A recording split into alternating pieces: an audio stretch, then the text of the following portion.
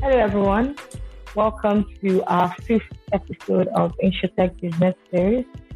We want to say thank you to the people who have, made this possible.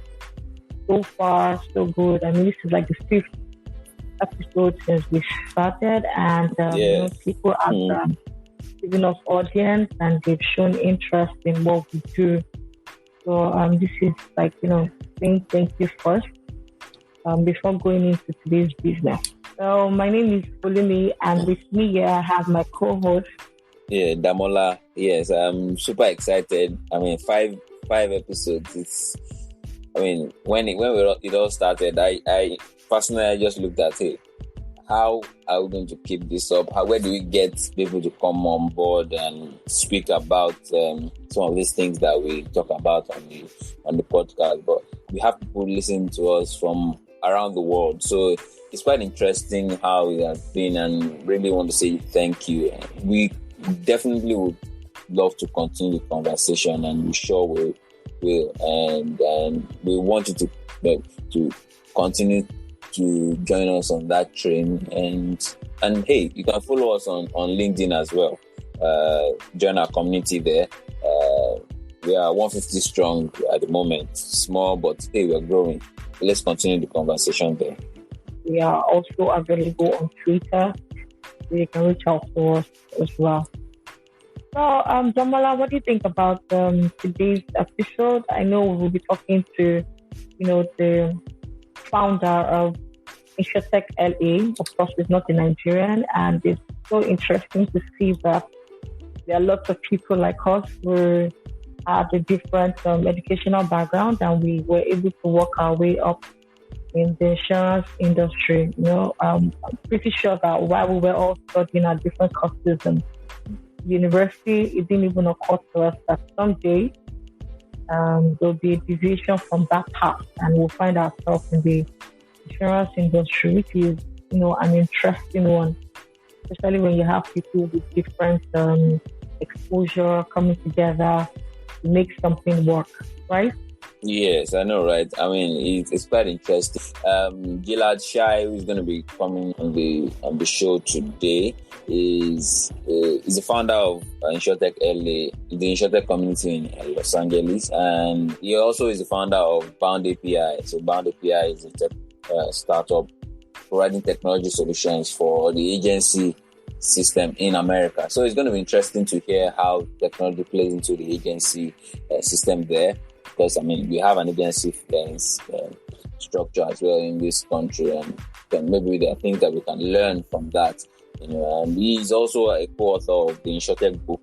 So it's going to be an interesting conversation, hearing about how he thinks we can approach innovation, in insurance, especially in this part of the world. So yeah, I'm quite excited about that conversation, and we'll get right into it immediately after the break. All right, stay tuned.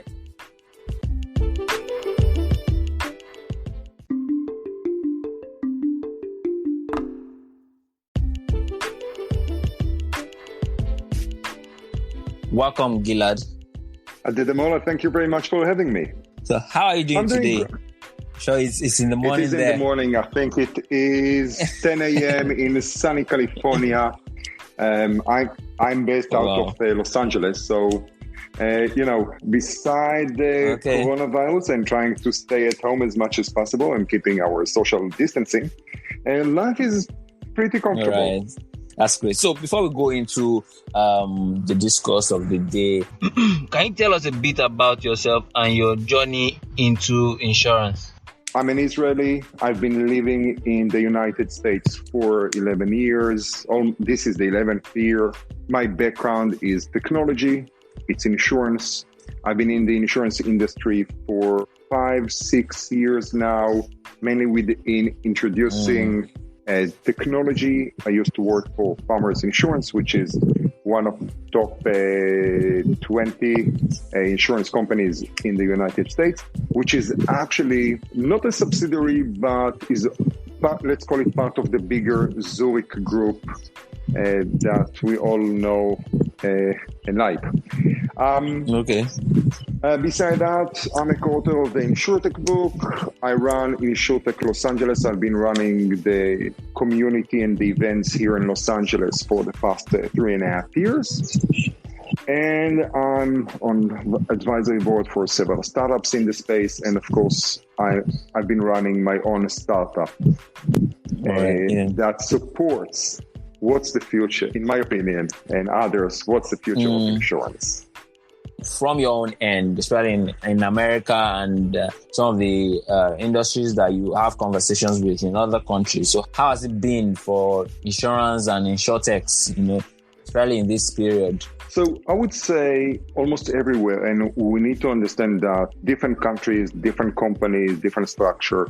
So like everything else, we need to understand where they stand also in the, let's call it the pecking order. Now, in the US, and I would say that will go for everyone, it starts from what the hell is going on. People don't know we entered some sort of uncertainty, especially with pandemic. What does it mean?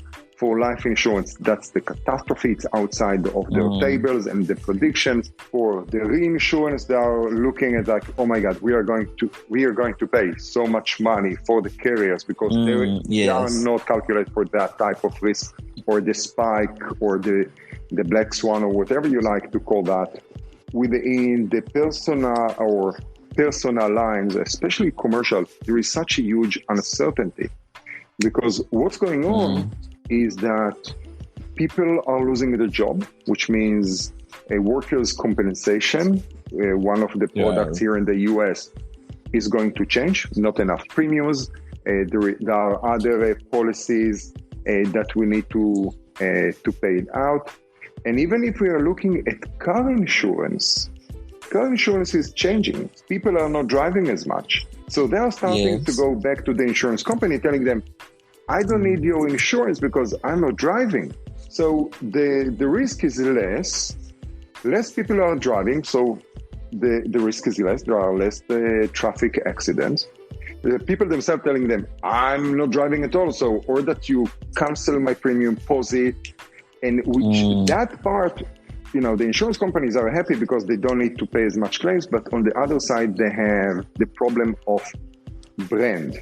How are they going to look like in case of something happens? How they are going to look for their customers as to be fair? Because it's all about when you think about insurance companies, and that's I would say everywhere.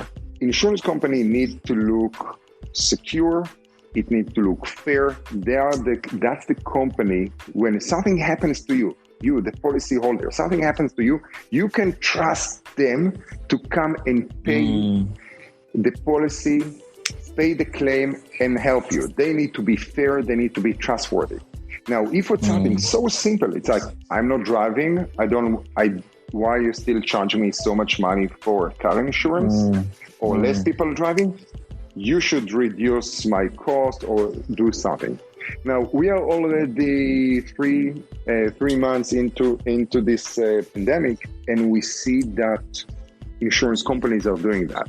A couple of them are skipping payments, other providing all kinds of discounts. They are trying to figure out something that will actually work from a marketing, especially from their brand positioning in the market, to look better. I just listened to another webinar from the guys from SCORE, and they are trying to figure out, and this is a little bit more towards the life insurance. It's like, okay, we want to sell life insurance. Life insurance is very, very hard to sell because unlike car insurance, car insurance in most of the countries, it's mandatory. If you have a car, you need to buy insurance. You cannot just definitely. You cannot just drive. If you hit someone or God forbid, you get into an accident, whatever, you need to have the car insurance. Now, life insurance, you need to buy that. Someone, usually an agent, will need to educate you. They can use fear tactics. There are all kinds of sales tactics and tell you, okay, you need to buy life insurance, long-term care, annuities, whatever that may be, that will work to what you need. Now, part of the bigger problem of life insurance is really depends on the product. You need to go to a doctor, especially in the US when you're looking to buy the whole life or universal, and one of them, they will tell you, okay, we need to know that you're actually healthy.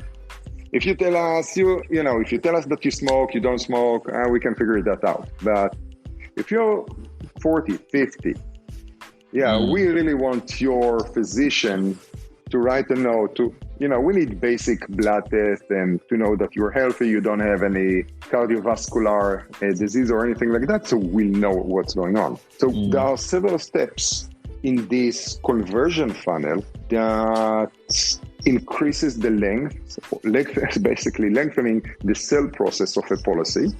And now, during the pandemic, most of those steps don't exist. It's very hard. Yeah, it's very hard to get to a physician.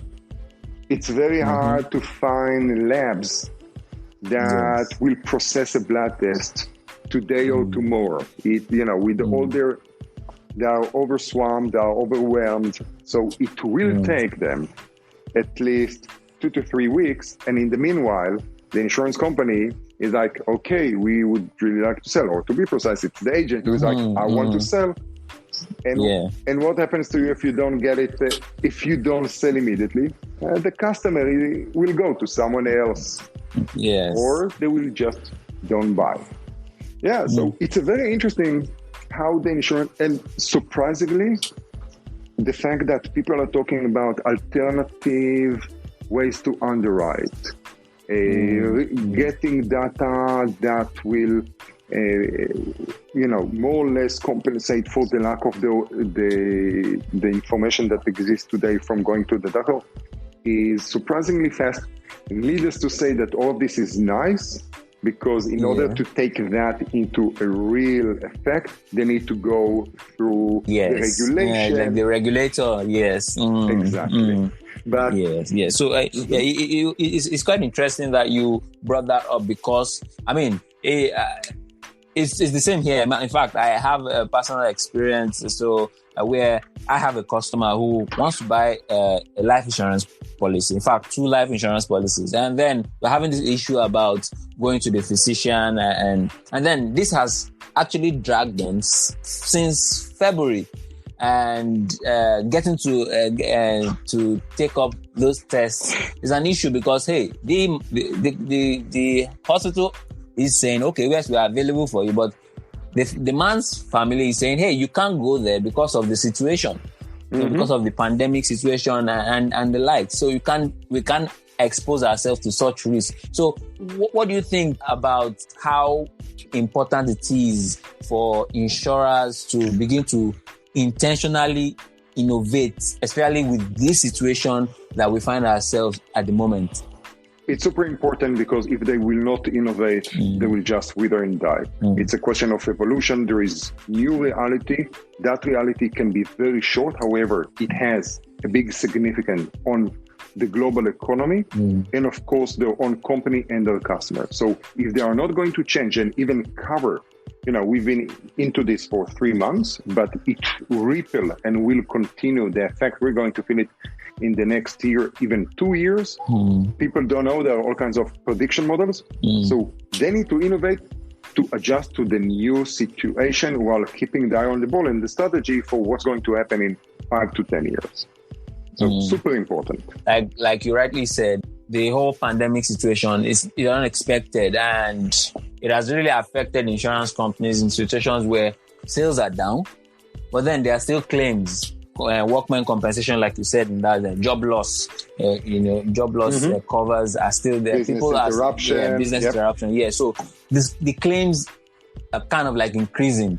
Is that going to be part of the things that they will consider when they are looking at innovation in terms of how they assess risk now? Yes, that's a great incentive to move forward, right? It's a new situation. There's been a meme that is running, who is driving your digitalization process? Is it your CEO, CIO, or COVID-19? That's a meme that's been running around, right? And insurance industry is very conservative for many good reasons. And what we've seen that the majority will go like, okay, unless we are forced to make a change, we are not going to take a change. You have innovators, you have the followers, but then you have, of course, the majority which go like, if I don't need to change, I'm not changing. This is not the core business. Selling insurance is the core business. But now they realize that if we don't change, if we don't do that move, we cannot sell. We cannot process claims. So that's part of it. And it's very interesting to see what will come out in Nigeria, especially with the structure and the population and everything that your country has to offer. For insurers in Nigeria, in Africa, how do you think that they should approach innovation in terms of insurance products and how to increase penetration?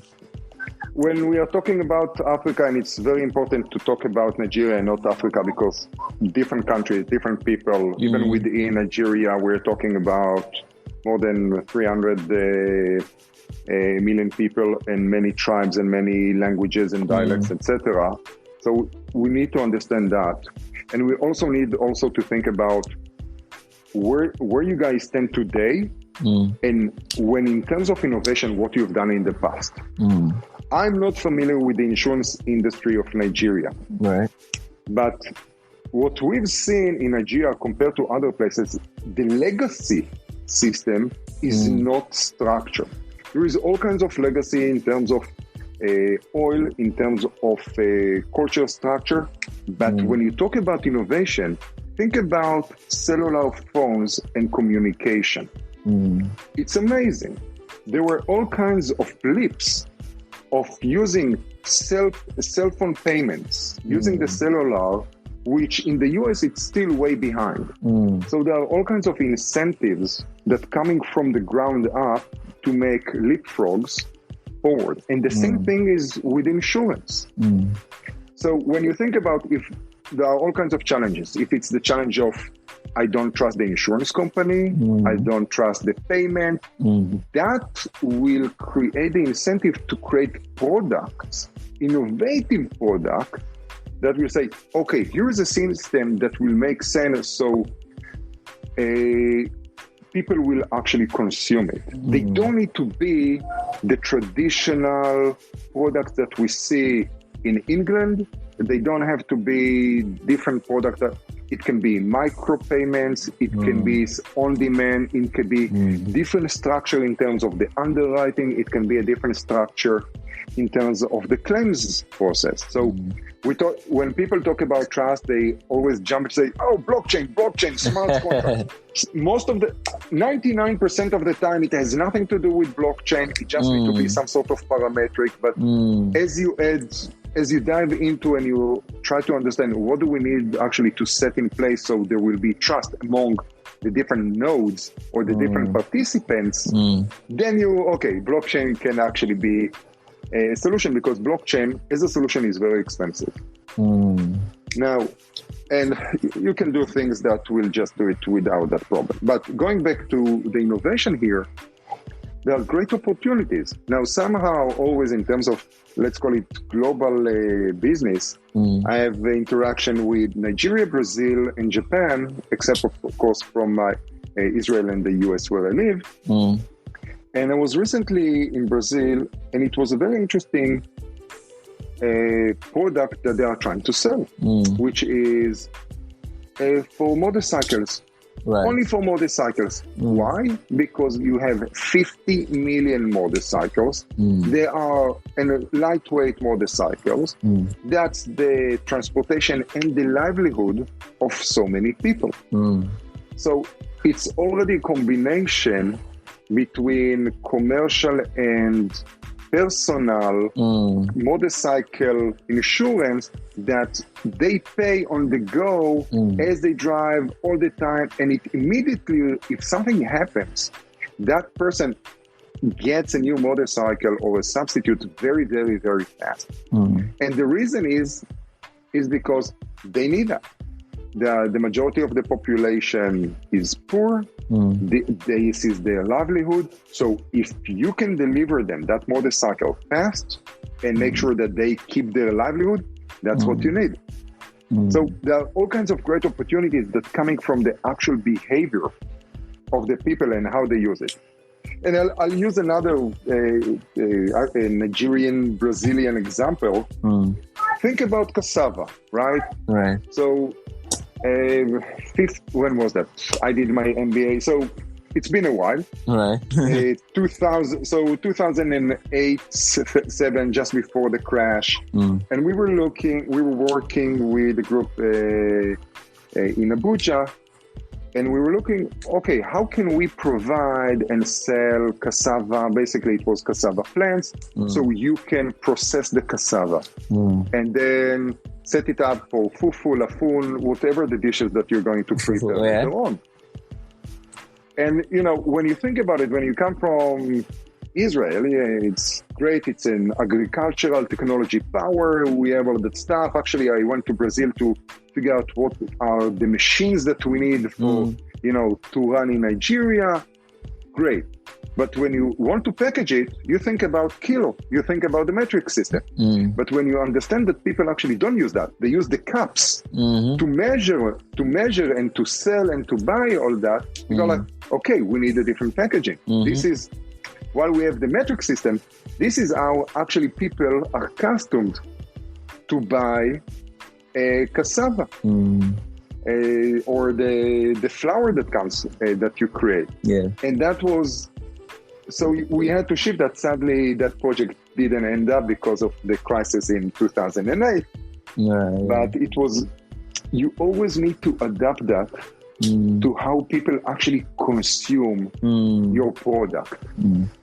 Right. So it has to be from the customer down to the product. So I mean, in the past we've seen that, say we think that the people will buy this product and we launch. It has to be the other way around. What do you people want? What's the need? And then we create the product. Right. So the insurance industry, being more of like a conservative industry, is quite resistant to change, and they're used to a certain way of doing things. And people working in that industry have developed certain types of skills, right? And so with the advent of changing customer behavior and the necessity for adopting technology now, there is a push for learning new skills. How important do you think it is for current insurance professionals and people looking to join the insurance industry?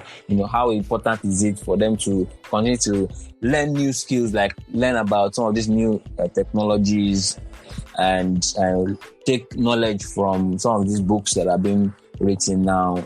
The InsurTech book that you co-authored, a book from Rob Galbraith about the end of insurance as you know it, just a few of them that I know. And so how important do you think that it is for current professionals to begin to learn, unlearn, and relearn? It's super important. Let's start by learning. Even if in your late age, you always need to learn. Now, beside that, even in whatever that may be, you always need to learn, because these books, in my opinion, are already old. Sadly, it's still very new because adapting it into reality takes time. There are companies that work very fast to act upon. Now, beside that, you need to understand what's going on in your industry if you want to survive in the industry, and also to adapt yourself to be successful in the industry.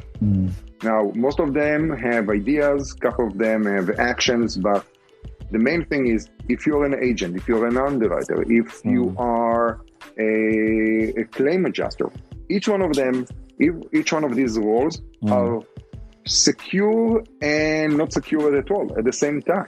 It's a little bit of a Schrödinger cat here, because even if, let's assume there was no technology and things will stay the same, it's not a factory that you're going to continue doing whatever you've been doing from the age of 20 until the age of 70. For 50 years, you're not going to do the same. Things are going to change. And especially when technology steps in, you need to understand, how is that technology going to make your life better or going to make you better at doing your job? So it's understanding the threat and understanding the advantage. There are two things. It can threaten, the classic "who moved my cheese?" It can threaten what you're doing today, your business, if you're the business owner, or if you are the professional, it's going to take my role, I'm going to be fired. Or it's a better tool to make you better so you can start growing into a different direction. Yeah.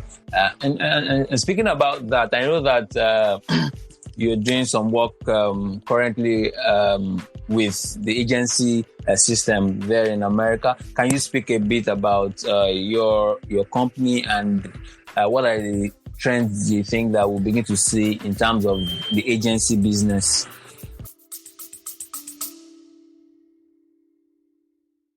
Hey, this is Brian Falchuk from Boston, Massachusetts in the United States of America. I want to give a shout out to the InsurTech Business Series, Falumi and Damala. What you are doing to help move the industry forward in the African continent, but also more broadly for the industry at large, is so incredibly important. As I think about the future of our industry, it's conversations like the ones you're having that will help us move forward. So congratulations on the success of the show. Please keep at it. Unlike many people in the insurance, I don't think agents are going to die. I think agents are going to be better. They're going to have a shift in the next 5 to 10 years of how the agency is structured. I don't see the agent disappearing. No matter how the technology is going to be amazing, you have Google who is trying, today you have a Google chatbots that can order pizza and have a conversation, but it's still very, very limited. So even, we would like to sell everything online. It's not there yet, but the agents are changing. So when we look on Japan and the US, you still have almost 200,000 insurance agents. The thing is, the problem is that they are very old. Right. Very old means that in the next 2 years, most of them are going to retire. That's their age. In Japan, for example, part of their job is to go and collect checks. In the US, their main job is to sell and retain a relationship with the customer. And basically, once they reach that saturation point, they are just sitting on a book of business and not trying to create new business, just, keeping that book of business alive and running that and make sure that the premiums churn. Things are going to change. We have new generations. I'm not talking about millennials. They are old. They are like, I'm a Gen X, but the millennials are old already. They have families. They are in their 30s. It's done. Gen Z and Gen, I have no idea what comes after Z. Someone give me it's like double A. They expect everything on mobile. They don't want to talk to people. But it's something that we already said about the millennials. And, beside being a little bit snowflakey, they are the generation that works the hardest, learns the hardest, and invests a lot of time. It's actually very a polarized generation in terms of stereotype and reality. But whoever is coming next, their expectation is to communicate. Everything needs to be super sleek. Everything needs to come from Apple. Everything needs to, in terms of the style and the perfectness. And they expect the same thing from insurance.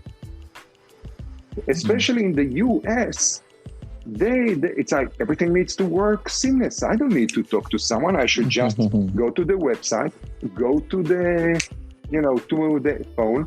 I'll give you all my privacy and you'll figure out and just make my life easier. It's all about convenience. Convenience is a key role of charging. It's amazing. Yeah. So how does Bound API come into all of this mix, especially working with agency? So our job in Bound is to facilitate the automatic sale of the simple products. Products that are few products today: general liability, personal liability, car. I would say that car insurance is the most complicated one in terms of the flow. Workers' comp, term life insurance. So simple products that you can sell online. This is where we come in and work and being actually an infrastructure between the carrier, the wholesaler, and the agent, telling the carrier, it's like, listen, you have hundreds of thousands of agents. Today, you spend millions of dollars on maintaining one website. That's what you do. Marketing, all that stuff, they come to you. If you don't have your website, you somehow try to work with agents. Agents don't sell small premium products. They have an internal threshold. If you're going to call an agent in the US today, telling them, hey, I need car insurance, and they will need to go to shop around through insurance carriers and work for 4 hours on something that will pay them back $20, they are not going to do that. So from efficiency, agents don't sell. They will not call you back if it doesn't make economic sense for them. If it doesn't have the ROI, crickets. You're not going to hear anything from them. So our job is to work with the wholesalers and the carriers. So the agent, with the push of a button, can add a form that connects directly to the carrier so they can sell direct online insurance products. Looking at insurance distribution wholly now, I was listening to a clip from one of the previous conferences on InsurTech Insights, and there was this startup from Germany where they are mobile only, right? Yep. So their distribution is strictly via mobile. Looking at that now and the number of other distribution channels that are available now. So how do you think an InsurTech or an insurance company choose the right distribution channels to use for their business? So the selection of the distribution channel is super important from understanding where is your risk intake comes from. As simple as that. Which means, in lame terms, it's if you're going to sell an insurance for professional drivers, so non-personal cab drivers, Uber drivers, stuff like that. Yeah. Are you going to target them on, I don't know, computer? No, they are never in front of a computer. They are driving. So the best way to target and to get them, it's only on mobile. Right? A beautiful company by the name of Sure, they're doing that. I love what they do. If you are another great company, Motion Auto, based here in Los Angeles / Utah, their whole thing, it's they know that if they are going to target a specific type of marketing, that's the type of audience, that type of customers that are coming in. So going only mobile or website or whatever, that will dictate or will place a filter of what is the type of risk and what is the type of policy holders that you want to get in. So if it's the future, if it's the different segments, and it's super important to do that behind the scenes. The carrier needs to understand, it's like, how do I correlate? And I'm sure that they have the statisticians, or what we like to call today data scientists, that know how to correlate between the different segments of what we like to slice as the market or the target audience, and of course the risk buckets. I won't leave you without asking about this. I mean, the internet has been abuzz with news of Lemonade IPO, yes, now. And I mean, it's exciting because they are an InsurTech company, and first off, so what do you think about that? What do you think about that move? And then what do you think is the prospect for InsurTech in the future?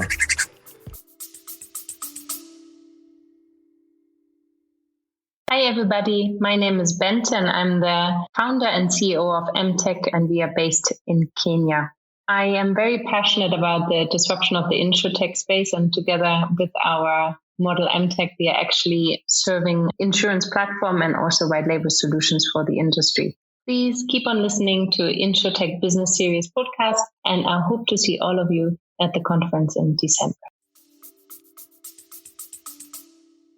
So if we take a step back, Lemonade is the technology or the company, the startup, which was the pebble that was thrown into the lake that created the ripples of what we see today as InsurTech revolution or the InsurTech phenomena. Yeah. And I'm looking at them and say, this is a textbook startup. They started, people don't familiar with them or to the founders, especially Shai, who is the less known one. This is his third unicorn. So wow. Daniel, who is the CEO, which is usually on front, of course. I think this is his first unicorn, which is more than $1 billion valuation company, but he's done amazing. Yes, right. He's a super successful person. And this guy's been running this company like a textbook. Now, going back to insurance and reality and what does it mean? And when we're looking at this IPO, it's a great success story, which has not been, completed. There are ups, there are downs, there are all kinds of reasons. But when we are looking at an IPO, it's very significant, not just from the capital, but also it's a certain milestone that tells investors, tells the insurance companies, the different players in this industry, here is a startup, which is a full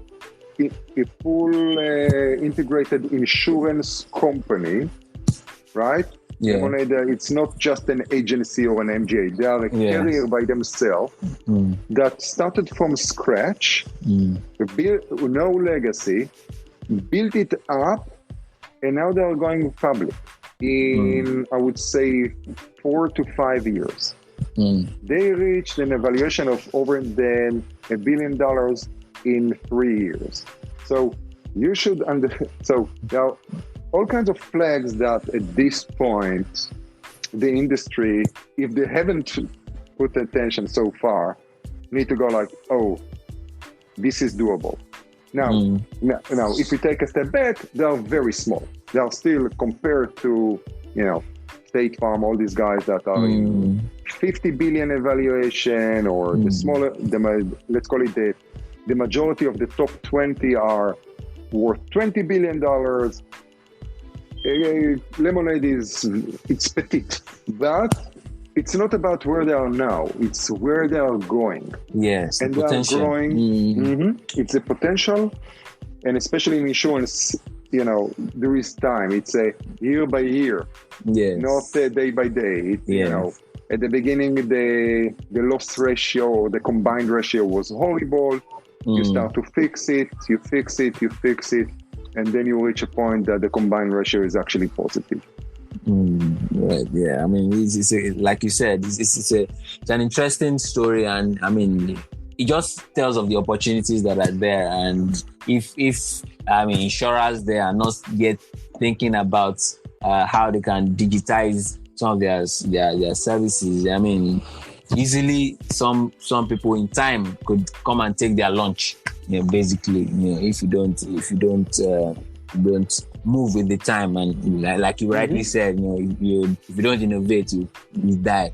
So thank you very much. Thank you very much for your thoughts. Thank you for joining us. I mean, it was quite interesting speaking with you, and we hope that in some way we can work together with your our community here is still growing, and so maybe some way we can work together with your community in InsurTech LA and see how can drive innovation even in this part of the world.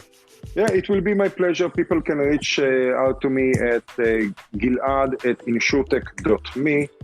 As I said, besides, I'm advisory board to startups. I have my own startup and working from time to time with carriers on their strategy and innovation strategy. So it's always interesting to have a discussion with people like yourself who are growing a community, like to talk about the future. How can we be constructive? How can we build the future so it will make sense and will benefit everyone? Yes. Thank you very much.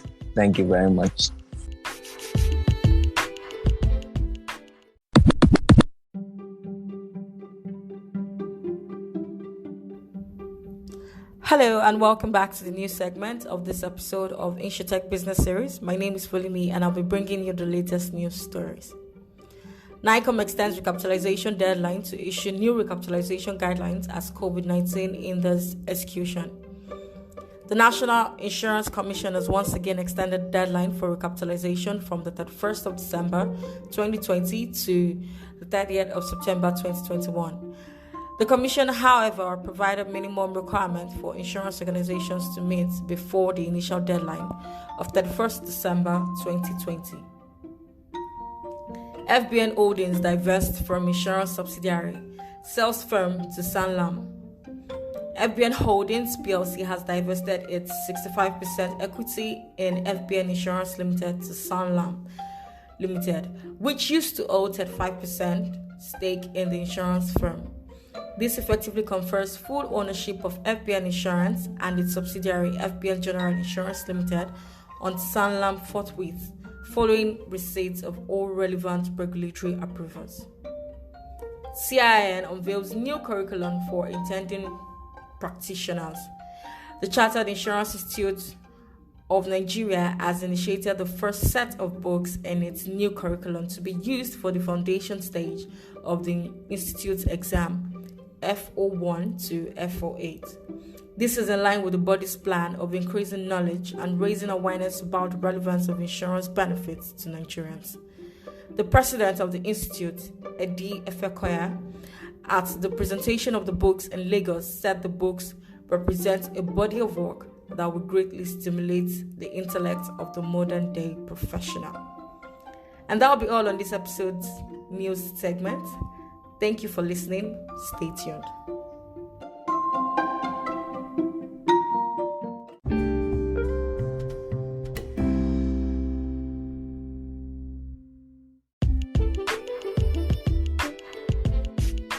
Welcome back. I'm sure you enjoyed that conversation with Gilad. There are a lot of things that definitely, I have learned, and I know that you also have learned. But the thing that jumps out for me is when he talked about the importance of insurance professionals, embracing innovation, embracing technology, and how important it is for them to understand how technology works, and so that they can take advantage of it, because that's what the time demands. Damola, also, I was even going to ask you this. Do you think that the innovation rather that you fondly spoke about as well as technology, do you think it can enhance the agency part of our business, knowing that we are heavily reliant on, agency, broking firms and all of that? Yes, I think so, because, we're talking about micro insurance. So even if you are looking at micro insurance, you have to be able to look at how you can leverage technology and create the product, and also to the people. Distribution channel. Exactly. So it's something that we need to look into, because we can leverage mobile technology. You can leverage telecoms. You can look at how you can provide products where people can buy through WhatsApp, for example, or through USSD, through a text, So instead of we are looking at sending agents to go and look for customers, and with that, we might not be able to achieve the scale that will make it profitable for those kind of cheap products. You understand? So, but with technology, leveraging partnering with telecoms, looking at USSD, looking at even API solutions, partnerships as well with fintech organizations as well can really help, to achieve the scale that we need. I mean, in terms of the penetration rather than the 0.5% that we are currently hovering around. Okay. I mean, it was an interesting conversation with Gilead, and it's nice to see that people have thought this through, and they think that the next generation of insurance is not going to be the same traditional way we've been used to carrying out our businesses. So it's now for most people to break down products according to the needs of people. People that just want to buy a fragment of a particular product and just buy that particular product that speaks to their current needs, which is good. So thank you very much to our listeners. Thank you very much. Again, I remain your host, Olumi, and my co-host, Damola. So thank you and stay safe. Bye-bye. Bye.